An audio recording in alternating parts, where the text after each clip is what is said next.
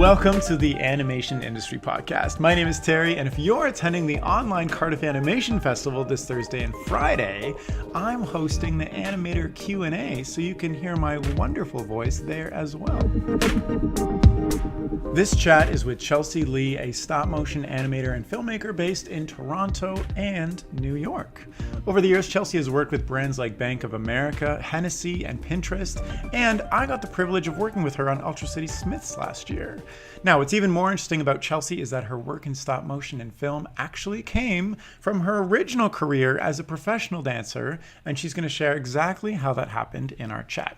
Now, something really cool she's working on currently is a super cute stop motion miniseries following the antics of 11-inch tall Benny as he skateboards, builds, cooks, and explores new things, and the series is called Benny's Mini World. Now, before we dive in, this episode is sponsored by Hue, makers of colorful, affordable USB cameras and animation software for creative teaching, work, and play. Available from huehd.com and Amazon, the new Hue HD Pro camera features 1080p image and video resolution, a built-in microphone, and LED lights. Hue's funky, flexible plug-and-play cameras are easy to use, and they are compatible with any apps that recognize USB cameras, including Discord, Dragon Frame, OBS, Twitch, Google Meet, Zoom, and many more. Visit huehd.com for more information, and follow @Hue Cameras on Instagram or Twitter for news, freebies, and giveaways. Now, without further ado, let's dive in. Hi, Chelsea. I'm so happy to chat with you. How's it going? Good. How are you? I'm good. Good morning. Good morning. It's Friday. So you have a really interesting career because you were a professional dancer and photographer and now a stop motion person. And tell me what that's all about. What do you if I were to if you're meeting somebody new for the first time and they're like, "Hi, I'm a computer engineer." You're like, "Hi, I'm..." I usually go with animator. Okay. Animator, and I work in advertising mostly, but also in TV and films, short films mostly. Okay. So maybe take me back. Where did this path journey begin for you? Somebody who's very talented in many areas. How did you end up in advertising, TV and film and animation? Well, okay, so do you remember Vine? Yes, of course. May it rest in peace. You got TikTok now, I guess. Yeah, it's been replaced. So Vine came out and I was in New York and I was dancing and I don't know, I just started playing around with it. And my sister's girlfriend at the time was a fashion photographer, and so she was doing these little stop motion videos, and I didn't even really know what stop motion was. I knew I loved it because every time I saw something that was stop motion, I was like, I love this so much, but I never really knew what it was. And then so yeah, I know Vine was huge for comedy, but there was definitely a big stop motion sector in it. And so I just kind of started playing with it, and I was working at eBay Now, which was this small, it's kind of like Postmates. Do we have Postmates here? Yeah. Okay, it's exactly like Postmates. They came out around the same time. eBay Now did not make it, and Postmates lived on. Anyway, I was working there and I started doing their social accounts. So I was making little videos for them with products that you could buy through the site and stuff. And I was doing a video a day, and everything is also everything's done on a phone and whatnot. And so Megan, my sister's girlfriend at the time, she was starting to get really big on the app, and she had brands coming to her just being like, hey, can you make us a video with our stuff, whatever. And so she and I were also collaborating on some dance stuff. We had a Vine in the TIFF 6-second short film festival thing. Oh my goodness. Yeah, it was back when 6 seconds was a big deal. Yeah. And so yeah, she and I were working together on that. And then when she got more and more work, she was just kind of like, hey, can you do some of this stuff for me as well? Because she had too much work, she couldn't do it by herself. So I started helping her with that and freelancing. And then it got to a point where it was just growing and growing and growing. And I was like, listen, I'm working full time at eBay and I'm working basically full time for you. And I can't do both. And I was still trying to dance and like was working with a company, but they were kind of like, hello, do you remember? And so I was like, yeah, like if you wanted to hire me, that would be definitely something that I would be interested in. But I can't really like continue on this path. It's just burning me out so quickly. And so I left eBay and I was her first employee. And yeah. So, okay, so this sounds very organic. So you obviously I mean, there's a whole backstory to the dancing. You obviously like trained for years and like built up some professionalism there and we're getting gigs and dancing. And then you were working for this company, Vine comes out, you're just playing around, you're like this connection you have, brands are coming to her. And then you reached a point where you're like, I put all this energy into this dancing and I have this full-time career, but like my friend's doing this kind of cool thing that if I'll quit all of my other jobs and hop in on this, like, Yeah, I mean, dance was, I mean, I went to school for dance. That's like what I have my BFA in, yeah. and it's always going to be something kind of in my life, but it is a grind so much. Like it's a passion thing that you really, really have to love it. And I was getting a little older for a dancer, like mid-20s. Um, so old. Crazy. I know. But I it was makes like sense. I was like 27. You're like, I'm Um, 27. I'm so old. Oh my so goodness. old. Yeah. That's Yeah. crazy when an industry is like, you're getting to be a senior citizen in our Yeah, industry. exactly. Like you got to find Past something else. 25. Man. Exactly.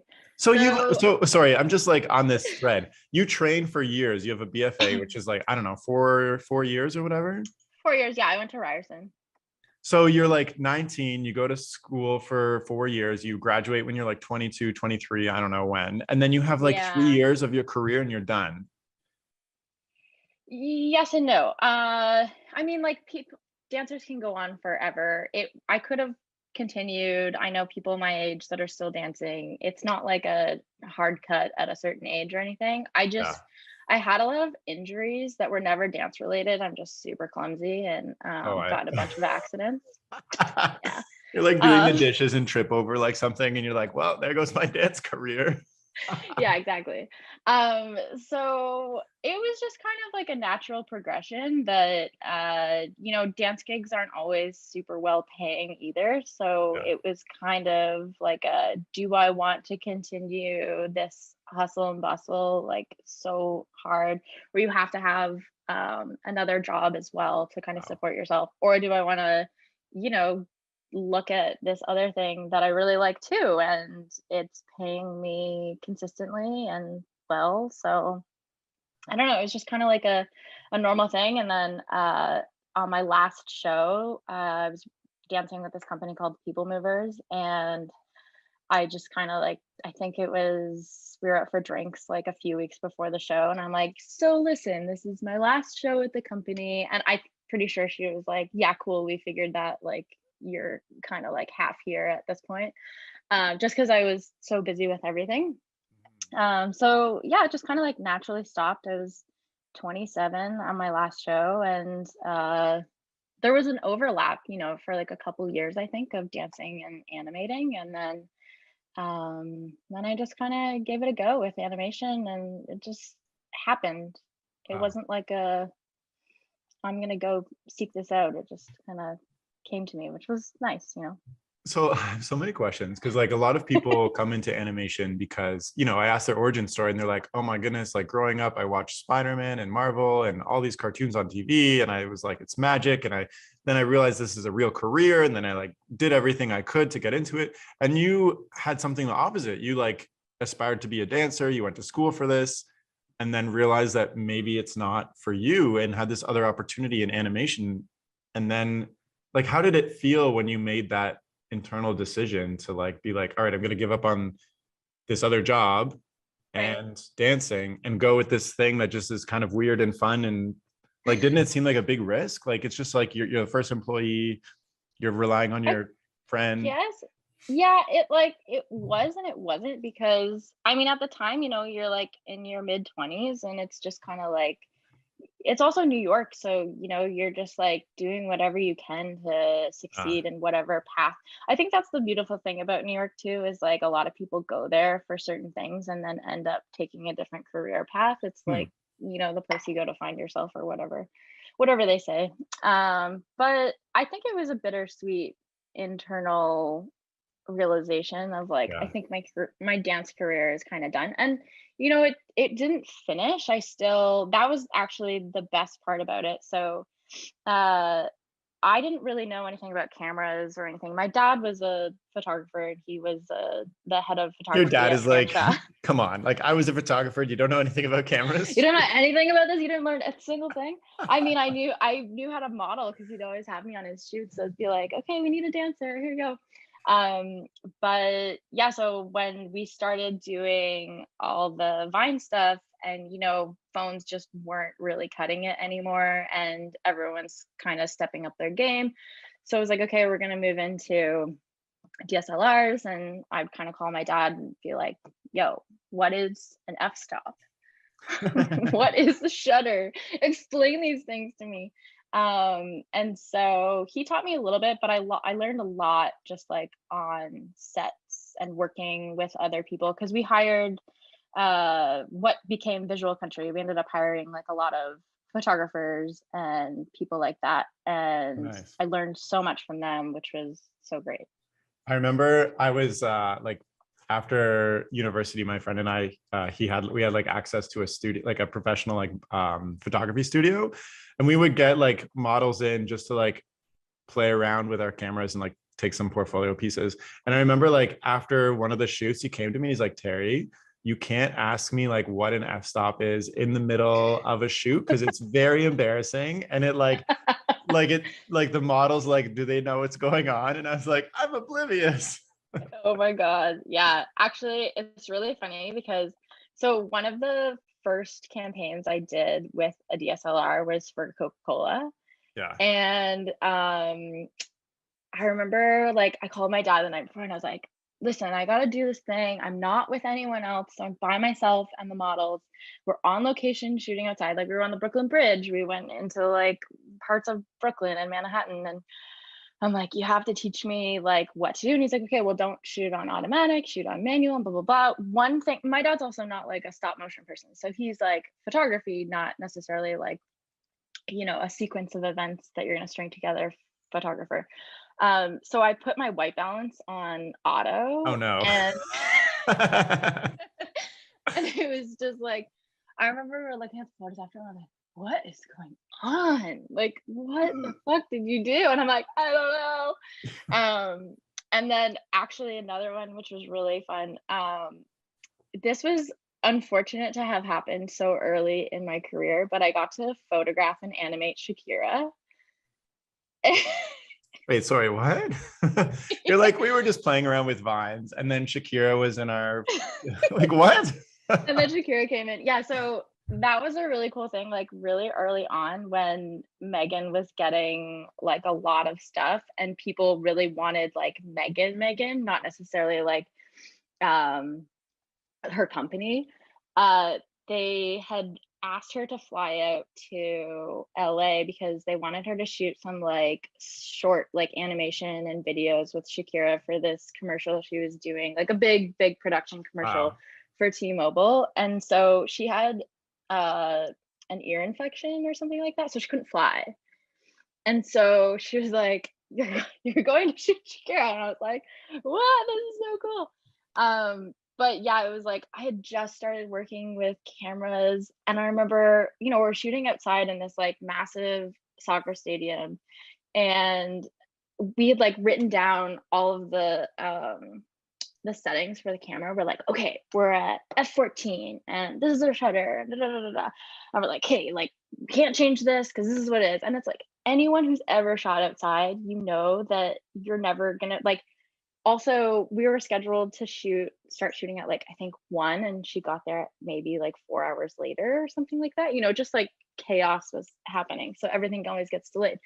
So by the time she got there, it was like, okay, these settings don't really work anymore. And I just had to kind of figure it out. And it worked out, it was fine. But, Oh, thank you know, that goodness. was definitely something I was like, ah, that was just, if that was like a few years later in my career, I just would have had so much more confidence Yeah. with all of that technical stuff. I wasn't so like, I was fine directing her and whatnot, but um actually the best thing about her was her makeup and hair person like kept coming in after every frame and was like fixing her hair, and she's like, no, she said don't touch me, and I was like, yes, you get it, nothing can change. Oh my God. I don't even know what to say. I'm like, that's amazing. So you're like Yeah, super early in your career. You're like, I don't even know what settings on a camera are. And they're like in a soccer stadium, like photographer yeah. doing some pixelation with Shakira and just being like, Hmm. hi, it's me. Hi, yeah, All of and these, yeah, it was whatever $1 million that it took to get this happening is relying on like my settings that I have in my brain and right, knowing yeah. like, that's I mean, we crazy. were like a tiny portion of like the grander scheme of what she was Yeah, yeah. shooting, so it wasn't like that bad, but it was Wow. definitely really, really fun, and she was very sweet and tiny. She was very tiny. She was wearing like 5-inch heels, and she was still shorter than me. So, Oh wow. Hopefully she's not listening to this, or hopefully she uh, is. hopefully she is. I mean, she Yeah. was very, very sweet. So, So how do you, okay, so like you deal with so much client facing stuff, which I think is so cool because a lot of stop motion is like clients like go away, we'll like craft everything, we'll send you progress shots, but you're like in the brand, in the moment, you're like working with live people, you're like the client is there. Like, how do yeah, you build that? And they're also relying on you. So you have to have like a certain level of like confidence that you're giving them that you're like, this is gonna work out. Like right. how do you develop that? It sounds like you just kind of develop it on the spot. Some of it's on the spot, some of it's through just like after years of it, you kind of get it. I think the biggest thing for me with having a dance background and pixelating is that I know bodies so well. So Yeah. like for instance, people have a tendency to move. They don't really stand in one spot, whereas like a puppet is so great because it never moves until you move it.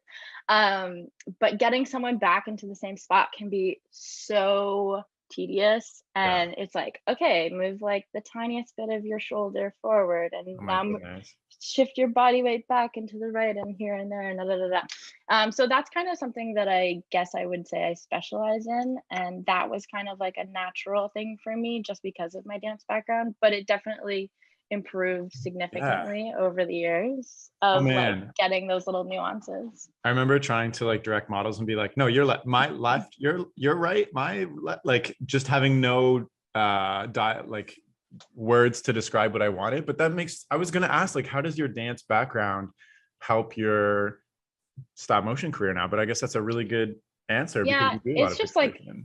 it's that, and also just like movement of products or puppets or whatever you're doing. It definitely comes in handy when Yeah. you have to figure out how something would move or how a body would move organically, type thing. But you know what's a really good trick for that when you're trying to figure out your lefts and your rights because they're opposite of you. So I always tap my toe. I push my big toe into the ground that's opposite of them, and then I know it's their left. That may not work for you, but it works for me. I don't Okay. It's know. like a subtle hint that they don't notice, and you're like, now I get it. Yeah, yeah, exactly. Okay, cool. Okay, so okay. I have so many questions. I don't even know where to start. So back in the Vine day, yeah, Megan is like, come work for me. And Yeah, then that's it. Like all these years later, this is all you do yeah, now. So like yeah, totally. tell me how like so she was already getting work naturally just from her own portfolio. Is that how a lot of the client stuff came to you or like Yeah, that's how I would say a lot of it happened. They like in the beginning, it was all just social media, and Vine was exploding, and it was like, okay, this whole new thing of social media. I mean, like social media is too also like somewhat new. That was 2013, so not like brand new, but video was hadn't hit Instagram yet, and so um, it's so archaic now.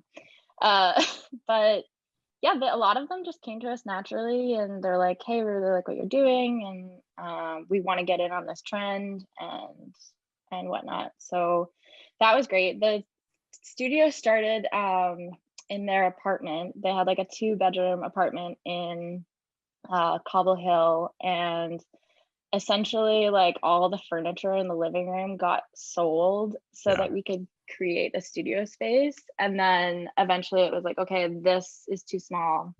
And so the two of them moved to Manhattan, and they found this like giant apartment that was 2,500 square feet, and it was like a live and work thing for them. Wait, So what? 2,500 square feet? I'm like, yeah, it was big. I mean, like we were growing really, really well. yeah. The one of the bedrooms was like our equipment room, and then they had like their actual bedroom, and then the rest was like basically designated to the studio. Hmm. And another bedroom was like the office where we would do all of the editing and stuff like that. And then we were there for like a couple years, and we were just still growing. And then we actually moved to the Lower East Side, and we had a 5,000 square foot studio, and it was huge and it was great, and I loved it. And we were there until October 2020 when the lease was up, and we're like, maybe we don't need this studio that's sitting here and no one can use, and there's a pandemic. And so gears shifted as everyone's kind of did Yeah. in 2020. So looking back, how does it feel now? Like, are you 100% a brand stop motion animator? Like, what is the mix of your career now? Like, it sounds like Yes and it's a no. little bit of a mix. It's a mix. So there was always that. I guess a side note is that like with the dance stuff, I never stopped doing dance things. So I shifted from being on stage and a performer to being a dance photographer and Hmm. like a dance filmmaker. And Oh, so I was working with a lot of dance companies and stuff like that, shooting their shows or making films with them and stuff, which was really cool, which I haven't kind of really been able to continue since moving back to Toronto, but it's definitely something I'd love to do. But yeah, I don't even know what you asked me. What was the question? what is your career now like these days? Oh Like, yes, where am I doing? Yeah, so right now I'm mainly focusing with visual country, but then I did UCS with you, which yeah, was so Visual Country is the awesome. production studio that Megan started, and UCS is Ultra Yes. City Smiths. Yes, yes. Okay. So which like honestly, I love working with puppets so much. And then Was the that your cool first thing, time, or like it ish? was, Because you yeah, like I've your portfolio is super like brand, like super brands. yeah, commercial stuff. Yeah. It was my first time working with real puppets. The cool thing though is that so Visual Country is right now working on a puppet thing. So essentially my sister, who's the CEO of the company, Yeah. she has a Got son. jealous His that you were working on Ultra City Smiths and was like, we're gonna do puppet stuff too. Okay, sorry. Well, actually, the puppet stuff came. So Benny is called Benny's Mini World, and Benny is her son. He is now Oh, 3.5, and the puppet is like modeled after him. And so this we've been is so doing a lot cute. of. It's actually adorable. It's like the best content for little kids. My soon-to-be 3-year-old daughter watches it all the time, and she's just like again, again, again. But they're like short form videos right now, but the goal is to like kind of get it going into something of a series that could be sold type So this thing. is something that is self-produced Yes, with the it's a intention of selling it. yes, exactly. Right Cool. now it's like a passion project that we kind of work on collectively as a studio, Is it online? in our Can spare we go and time. watch Benny's Mini World? You totally can. You can the Instagram handle is Benny's Mini World. Okay. uh and there's a few videos up there right now. It just launched. Oh wow. They did a partnership with Adobe, so that was like the launch of it. And so I actually do Ben's. I do Oh my like a gosh, lot of this the is like editing so stuff. cute. What the heck? So I do all of Ben's voices and stuff. I should You say do his voices. voices. I can't Yeah. even wait to hear. How did you get a partnership with Adobe? That sounds big. You know what? I don't know because I was on maternity leave when it all happened. I came in right at the end and I did the audio for the stop motion aspect of it. Yeah. And then that's kind of Okay, Benny, from what I see, is very stylish. it. Like the He's outfits he's so wearing stylish. Oh are my like, God. can I have some of them? Like, what the heck? How are these handmade? Please tell me they're. Some of them are handmade, some of them are purchased. He has the best sneaker collection Oh my and goodness, yeah. he's very The well sneakers dressed. are so cute. I'm sorry, I'm just like drooling over like how like he's got a little hoodie on with like a bomber jacket on top. Like Yeah, he's very, very well dressed. Well, so Ben in real life is very much like him. He looks he's just very like stylish him. in real life as well. He's Oh my very goodness. stylish. Yes, he's a very, very sweet kid, both the puppet and the real person. Oh my gosh. In this one, he's got like a little t-shirt with a cardigan over top. What the heck? Okay, I need to stop. All right. I'll look at this later. I'm sorry. You can look at it later. Yeah. But yeah, so that is like something that we're working on that I think is going to be really fun. So I'm actually just waiting for some client stuff to die down a little bit so that they can Hmm. send me some puppets so that I can be animating Benny here as well, which I'm very, very excited to get my So you hands set on up a here. little studio like in your basement or like your bedroom or something? In my garage. In your So garage. Oh, perfect. No yeah, so lights. we well, actually, no, it's like a mini house.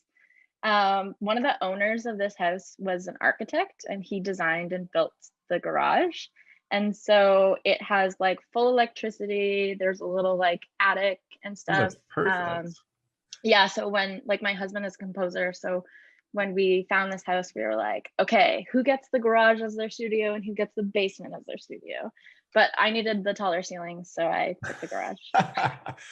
Do you rent it out? Can I come use it instead of Yeah, using I my mean, bedroom as a studio? right now it's mostly a garage at this point because Yeah. I haven't been shooting anything. But like all last year and stuff, when I was working in the dead of February, I had like a few. It's not heated, that's the only thing. So Yeah. I just have space heaters, but it is air conditioned, so that's pretty cool. Wow. Okay. So, okay, you Yeah. mentioned we're working on a lot of client stuff right now. Are you, is it through Visual Country or are you finding your own clients? Yes. And like, I'm just wondering, how does a small studio, it sounds like there's just demand for you guys. Like people are reaching out to you through connections and whatnot, but do you actively, like, do you work with agencies or studios to Yes. get work as well? 100%. We work a lot with agencies. I mean, it's in the beginning, it was very much like a lot of people came to us, and then, like anything, there's Yeah. a natural like slowdown with things, and you have to kind of start doing a little bit more self promotion. I'm not really on the sales end of things, but I know that there's definitely platforms that they work with to help get work, and we're pitching for things all the time. We're not necessarily like just getting awarded Yeah. jobs left, right, and center, but no, it's been good. I mean, like, through the pandemic, it's been a little bit of an adjustment, as every company I'm sure has had. But yeah, they're working with HGTV right now in Oh, New wow. York. They're shooting on Tuesday, so they're Amazing. all like not answering my calls. They're like, leave us alone. Sorry. So let me ask you this, how many years have you been doing the stop motion route now? Stop motion. I started in 2013, So so so like nine eight, nine-ish eight, years nine now. years. Yeah, And is this your thing? Like, is this what you're gonna do with your career? yeah, I think so. Yeah, I think Yeah. so. Okay, cool. And like, what has enabled you to really thrive and be successful and be the person that, like, clients like to work with, and your coworkers are like, we love working with Chelsea and she's great when it comes to anime, because you're 100% on the animation side. Like you said, you're not in sales, Yes. so you're just Yeah. animator. So like, Yeah. So what I'm is like it a that director, animator, and an editor. so like all the creative stuff, which is great. So Yeah, what, I'm full like, creative. what have you developed that has made you a successful person? And obviously, if you're directing and animating and editing, like, you're the delivery to the client to make them satisfied. So like, Totally. what are the skills or like the things that you've developed that have enabled you to thrive in this? That is a good question. I mean, like, there's the technical skills, obviously, that you have to figure out, how to shoot, how to light, how to build a set, how to literally do a storyboard and all of that, all Yeah. the way through to final deliverables and taking feedback um, well, and not being like, what do you mean? And then there's, like the client side of it where you're actually dealing with clients on set, and it's just being a people person, I think. And I would say my Canadianisms have definitely come in handy there. Oh, okay.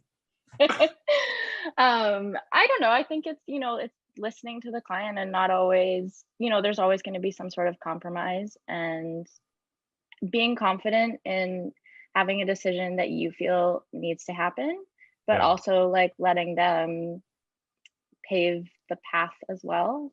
Okay. That makes a lot of sense. Like client relationship is huge, but I'm wondering like when you're animating on something, are you thinking about like, how can I impress the client with this animation? Or like also there's this thing where like a lot of people don't even know what stop motion is. And if you give them anything, they're like, this is amazing. You know what I mean? So like what? Yes, totally. Well, I mean, like a lot of it is already thought out by the time you've hit the stage. So there's definitely like little nuances that you can add during the shooting process, but most of it is kind of like in the writing stage, which I also do. So it's like figuring out how to wow them then, and then bringing that to life with the animation and going above and beyond with that. And I think, sometimes some things really allow for that and some things don't. And it's like, this is it. You have 15 seconds to get all of this information into this video, and there's not a whole lot of room for like, oh, that was so cool, or that was Yeah, so cute. But I think clients really appreciate those things when you do put them in and can deliver them. totally. So you've been doing this for like 9 years and your amount of work is just crazy. Is there something that you've learned that you're like, this will impress? Like this is like every single time it's tried and true, like this is gonna deliver. No. No. Oh no, I was hoping you'd be like, yes, if you like showcase their, I don't know. No, it's I different every time. I guess that keeps things It's different interesting. I'm every just time. wondering because like I'm interested to do some brand stuff too. Like I'm thinking because it's like the start of the year and I'm like forecasting what I want to do with my art. And I'm Right. like, what can I do to impress people? It's really great like to have like a template of how to impress your client. I think that is a great idea in theory, but it just doesn't always work because like some people are impressed really easily and some people are not impressed at all. Yeah. So it's really just like reading your client, reading your room, like So what how do do they how do want? how do you do that when it's like over email or like a phone call? Like how do you read That's a good a question. client when it's just like here's some lines of text through an email? I guess it's like trying to, when you get on like that initial creative call and trying to find out, what we also do a lot is like give us like some videos that you've seen either of ours or of other people's that Yeah. you are really inspired by or that you would want, and like show us what kind of like quality you're kind of looking for, So make them do a little bit of um work so you have a better idea of yeah, where so you are. I mean you also have to do your research too, like what is the brand's standard, what do they, is this a massive brand you're working with where like all their brand guidelines are like given to you in a 50-page PDF, or is it like you don't know what your font is, okay, like Oh let's no. discover that, I think it's all about just doing a little research into your client, finding out who they are, what they want, and going from there, and then asking questions on those creative calls. And I don't know, I think it definitely comes with a little more experience too, like in the Yeah. beginning it's kind of like test test out some things, see what, it's a little bit of spaghetti thrown at the wall, Cool. see what Yeah. I sticks. like so say I'm listening or like me myself even I'm like, there's so much branded stuff on Instagram. Like, why am I not animating stuff like this for clients too? Are there any like unforeseen things that I should look out for, like experience you had with clients where like things didn't go right and you had to like, I don't know, just like good tips to know when dealing with new clients or this type of work? You're Yeah, like I mean, every single time. no, not every single time. I mean, honestly, sometimes it's the brands that you think are going to give you the hardest time that are so laid back.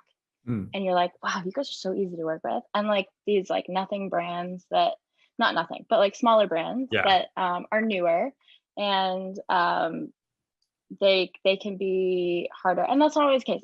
It's always different. But you know, I think there's been times, you know, one time we had a model, the wrong model show up on set, and that was fun. How does that And happen? it was it was a case of like the model's name was Natalia, and we hired a Natalie or something like Natalia. So it was like something So so close. close. And like they looked kind of similar. And it was just a minor oversight that ended up being, you know, somewhat large of an oversight. So they show But in up the and you're end, like, oh, wait a minute. No, no, we're no, no, like, no. that's not the girl we hired. So yeah, we ended up paying the girl for the day. Okay. And then we ended up calling the right model, and thank God she was available. So So what do you she mean the was there wrong like an model? Like the hour later. client chose the model they wanted and you accidentally reached out to the wrong one. Yes, Okay, okay. exactly, Because exactly. like It was, you said they look similar name. I'm like, what's the problem? yeah, it was really just a name thing. I think that the wrong name was chosen and emailed and contacted, and Oh um no. you know, That's like so that's I disappointing for that so disappointing for that Natalia. person. I know, I don't even remember if that was really her name. But you know, she was really good about it, and thankfully we got the right model in there, and it actually didn't really hold us back at all. It was for Burt's Bees, so it was like all of these You got the wrong lipsticks and lips for stuff. the shoot. Oh. So it was just like, it's not like a hand model where you can like, okay, like your hand's a little different, but it's like, you know, full face and everything. So that was fun. So I guess it's just like it's really learning how to think on your feet really Yeah, quickly in a crisis. totally. So like high anxiety stress handling. Somewhere out Yes. there, there's another podcast on modeling where somebody's being interviewed and they're like, I showed up and and they were like, not you. And these assholes didn't even want me. Yeah, I felt so bad, but Megan stepped in. She was a pro, and she went and talked to her because we're all like, I don't want to tell her, you know, like no one wants to be the person to be like, sorry, you're the wrong model. But yeah, it all worked out in the end, and it was fine. And I don't even honestly think that the client knew. I think it was like we dealt with it so discreetly that Wow. we kept because we had such a big studio, we could kind of keep like the clients over here and So everything how else often over are the here. clients coming on shoot to watch stuff and approve stuff? They they were coming on like quite frequently. You know, sometimes we'd have clients like we had Pinterest in that would like fly from California Wow. over, and they were great. I love them. And then we ended up working with them again during the pandemic, and we did everything virtually. So it's like that's where you really have to adapt to remote shooting. Yeah. So using like what is it, the Google Hangouts, where they can you can share your screen, or you know, Zoom type thing where you can share your screen and they can literally just see your dragon frame project, and they can see you animating, you can play back Wow. for them and all that kind of stuff, and Oh they my can give you goodness. I'd be on like, the spot don't look, feedback. please. I can't animate while you're watching. Well, so that's the thing, like it's really funny when clients are there, and we'd always be like, listen, this is a full day shoot. We're starting to animate at 9 a.m. and we may not be done till 10 p.m. So I apologize if this is like watching paint dry, because it's not that fun. And so, you know, sometimes you'll have clients that um totally tune out, and especially with the ones that are coming from out of town, they're like, yeah, I'm in New York. Like one time a client went and got a massage in the middle of the day, That sounds which is really amazing. funny. But like honestly, it's like, what are they gonna be doing while they're sitting here? There's nothing to really watch. Like, do you want to watch me toggle for an hour? Like, Yeah, that's not right. Oh my fun. goodness. So They like learn how to animate just from watching you. You're like also teaching a class at the same time. yes. Oh my gosh. Actually, that was really funny. We had a client once, like some clients really want to be involved. We Oh had no. one of our favorite clients was Bellagio, and the client that we had, Jonathan, he would always come, and he loved being a part of it. And like, I think there was one time we actually had him animating with us because there was You're like, like, who's paying who here? no, he like loved it. He was just like, he's like, this is so much fun. I don't remember if he actually animated or he was just like hanging out with us, but I think it was like this tile animation. So it was all these like broken pieces of tile that made up like the giant Bellagio bee on like, you know, an 8x8 overhead set. And he was great. He was really fun. And then there was another client that like was so wanted to be so involved, but then he ended up kicking our camera and we were just like, Oh no. It's like, you're here for another day now. Oh my goodness. Yeah, that's the like yeah. I don't even let my dog in the room when I'm animating. I'm like, you're not allowed in because he's kicked the camera before. Like, Yeah, we definitely have like come to the realization that you kind of have to rope off sets a lot of the time. Also, we had wood floors, so sometimes oh just like no. people walking by would like move the floorboards, and then as you know, you could have that tripod cemented down and it like Yeah. doesn't even matter. It's just Oh my something's gonna goodness. happen. So Well, it's part of the experience, I guess. Let me ask you a random, I love all these stories, but let me ask you a random other question that's like off topic. You were very pregnant when we were animating on Ultra City Smiths. yes, How I was. was that? Because like, I don't know, reachability on a set, standing on your feet all day. I'm just curious, like, how did that go? It was actually fine. Like it was really funny. I remember Your baby kicks and you like hits the set. yeah, exactly. No, that legitimately could have happened. I was 38 weeks when I finished my last day, like 38 weeks to the day, and my due date was the same due date as the due date for the show. Like it was supposed to be done July 2nd, and like I remember the director being like, "Is your due date July 2nd?" And I was like, "Yes, it is." I was like, "So we'll do a race to the finish line, see who finishes first." Yeah, right. It was really fun. You know what? Honestly, being on my feet all day was like not really that bad. I thought it was gonna be a lot worse than it was.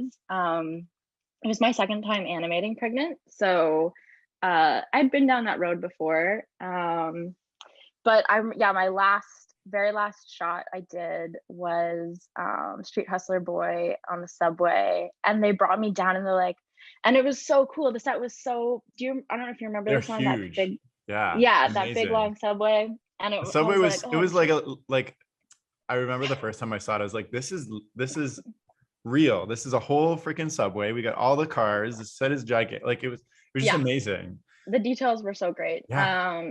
And they were like, so we want to put you on this, but we just want to make sure like your belly's not going to be a problem. Can you reach the puppet? And I was like, guys, come on, like this is fine. It was fine. But I was very appreciative that they like took that in consideration. There were some other sets where it wasn't the belly that was the problem, it was the two pillars that my Yeah. head had to go through Oh to my like goodness. There animate was and some reach very around. interesting yoga techniques going on in some of my sets. Yeah, I definitely took my shoes off a couple of times because that actually helped my feet. Oh no, you're getting Just splinters from the apple boxes or the whatever. apple box. Yeah, it was just up and down apple boxes all day. No, it was just I think like the dancer in me just loves being in bare feet. So I Yeah. don't think I showed anyone that because I'm pretty sure that is a huge no-no on set. They're like hard toe shoes all the way. Yeah. Um, but yeah, no, it was good. It was like I could have gone a little longer, honestly. But I was due to work on a project for Visual Country in my last week, so I ended up leaving at Wow. 38 weeks. Just But work until the end. yeah, I worked till the end on my first. It was like 7 o'clock, and I left the studio, and by like 9 o'clock, I was in labor. I have nothing to say to that, but that's amazing. Okay, so wow, I feel like I've heard so much of your journey. What, like you've touched on what's next for you a little bit. Sounds like, you got a little bit of puppet animation and that's where you're heading, I guess, maybe. Like what is Yeah, I guess if you're thinking about like your career and where you've come from, like what is the thing that you would like to work towards if towards you yeah. had whatever you wanted to do in life? I love animating puppets. Like that show definitely I just fell in love with it. I was like, this is so cool. I love emoting and just the little nuances that you can get from these tiny little puppets. But I think the Benny stuff would be really cool if we could kind of Yeah. get that up and running. And also, he's my nephew, so like, how cool would that be? Um, so I think, yeah, if that could become a bigger scale show, that would be really awesome. Animating that and working on that. I think TV would be definitely where I'd love to kind of land a little Yeah. harder. Not that I don't like brand stuff, it's just shows are so much cooler. Yeah. Amazing. I'm wondering, if somebody's listening and they've like, they want to follow something similar to you. You had the whole branding background, you kind of organically fell into this, and like, it, even though it was organic, you were actively deciding to make decisions to end up in a place like this. Like, what is something somebody can do that they're listening right now to, actively pursue kind of the career that you've had, where you've gotten to work on super cool stuff, lots of brands like puppet animation and like, all this stuff. Yeah.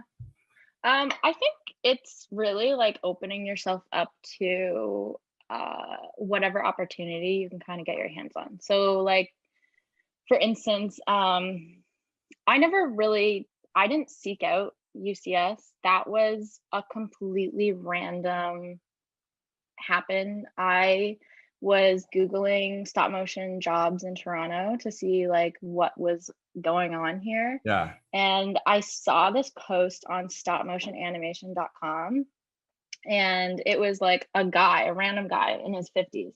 And he was like, hey, I'm looking for someone to teach me Dragon Frame 4 because I'm an amateur and I really love this stuff, but I just don't know how to use the program.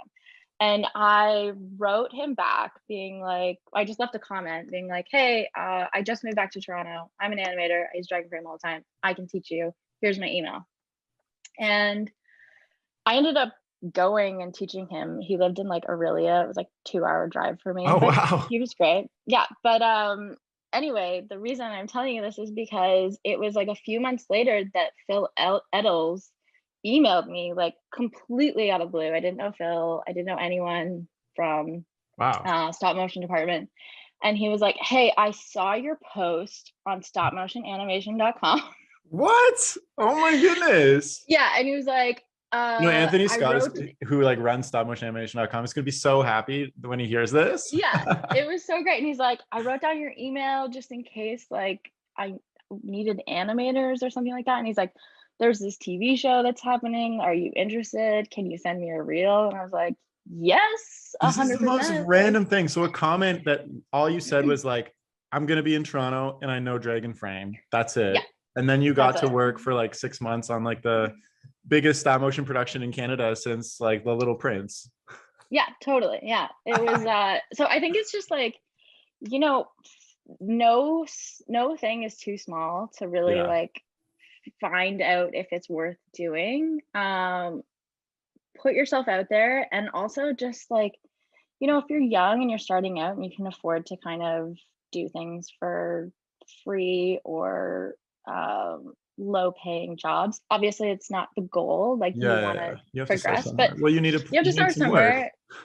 Yeah, like volunteer. Like a friend of mine that I work with a lot, he is always like, I just find a photographer that I want to work with, and I'm like, hey, do you need an assistant? I will come work for you for the day for free. I just want to be around you and like learn from Who's you. going to say And no?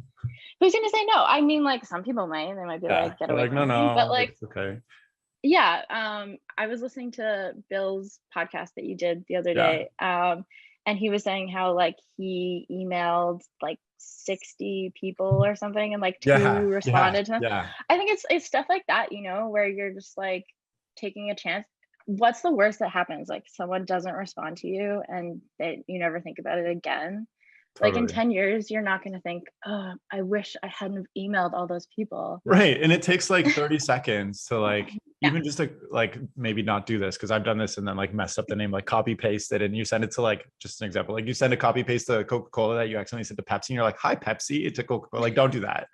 But also Don't like, do that. yeah, also like, I love that you were just generous with your time and this guy in Aurelia. Like you were just like, you know what, why not? Like, I'm going to be in Toronto. Like this guy's looking for Yeah, like whatever. That's so generous and like totally.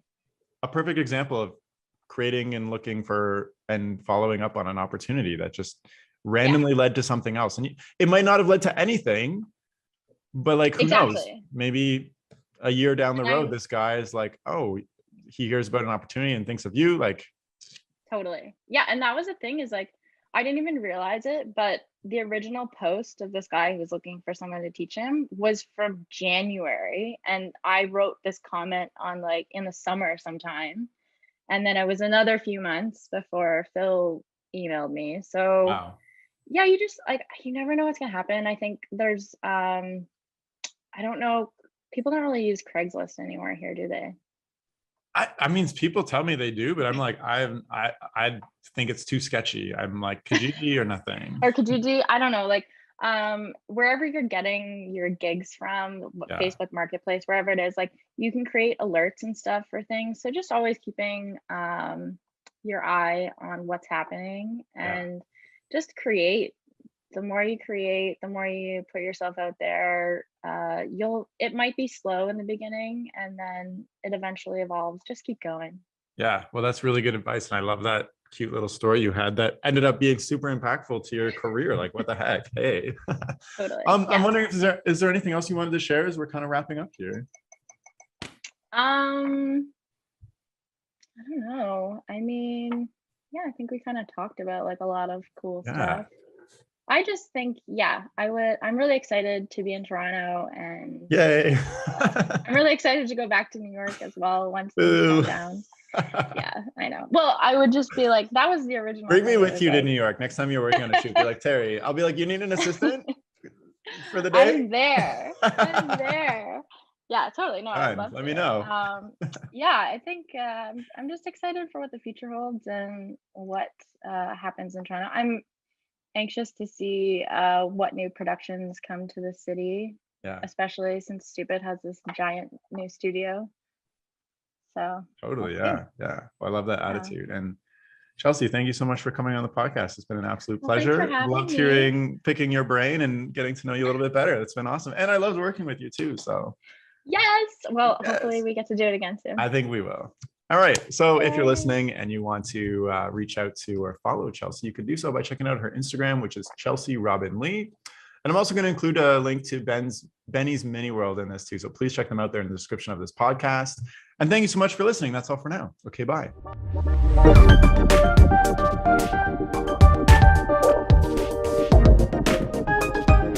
The music for this podcast was composed by Will Farmer and the graphics by Daniel Abensauer. I encourage you to look them up if you enjoyed their work.